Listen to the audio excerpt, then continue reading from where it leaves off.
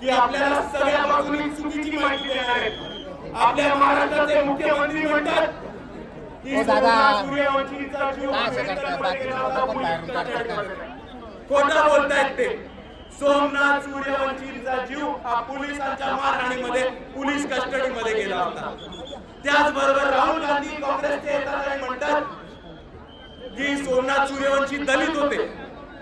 मित्रांनो समजून घ्या, ते म्हणतात सोमनाथ सूर्यवंशी दलित होते। आपण समजून घ्या, ते दलित या शब्दाचा वापर करतात। त्यांना लाज वाटते म्हणायला की सोमनाथ सूर्यवंशी हे आंबेडकरवादी कार्यकर्ते होते। त्यांना लाज वाटते म्हणायला की सोमनाथ सूर्यवंशी आंबेडकरवादी योद्धा होते। त्यांना लाज वाटते म्हणायला की सोमनाथ सूर्यवंशी वंचित बहुजन आघाडीचे कार्यकर्ते होते। त्यांना लाज वाटते म्हणायला की सोमनाथ सूर्यवंशी हे एक सच्चा वीर योद्धा होता। मित्रांनो, हे दलित म्हणतात, पण आपण एक सच्चाई समजून घ्या की सोमनाथ सूर्यवंशी हे सच्चे आंबेडकरवादी सैनिक असले तरी ते ओढा समाजाचे होते। त्यांचा जन्म प्रत्याविमुक्त समाजामध्ये झाला होता आणि तरी त्यांनी बाबासाहेबांचं संविधान आणि बाबासाहेबांचे विचार मान्य करून रस्त्यावरती आले आणि लढले। आणि आज आपल्या सर्वांना ठिकठिकाणी परभणीची घटना थांबवायची असेल, ठिकठिकाणी सोमनाथ सूर्यवंशींसारखे आपले शहीद गमवणं थांबवायचं असेल तर आपल्या सर्वांना ताकदीने येऊन लढायला लागणार आहे। सांगा, आपण लढणार आहात की नाही? आपण थांबणार आहात? थांबायचं आता?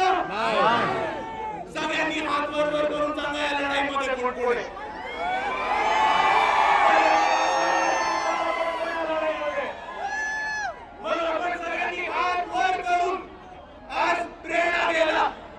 कोरेगाव विजय स्तंभाच्या खाली उभं राहून इथेच इतिहास आहे, जिकडे आपल्या 500 शूरवीरांनी कितीतरी लाखो पेशवेकडच्या मातीत काढले होते। हा इतिहास आहे आपला।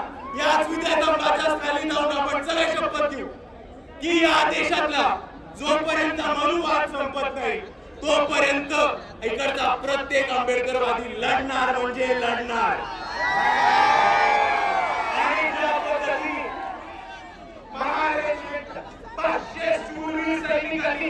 इकडची पेशवाई बाकी झाली होती, त्याच पद्धतीने इकडचा प्रत्येक आंबेडकरवादी जोपर्यंत इकडचा मनुवाद आणि इकडची पेशवाई जमिनीमध्ये नाही काढत तोपर्यंत आपण थांबणार नाही म्हणजे जय भीम, जय संविधान, जय जय जय जय जय भीम, डॉक्टर बाबासाहेब आंबेडकरांचा भीमा कोरेगाव शौर्य दिनाचा जय जय जय जय जय भीम। आणि एवढं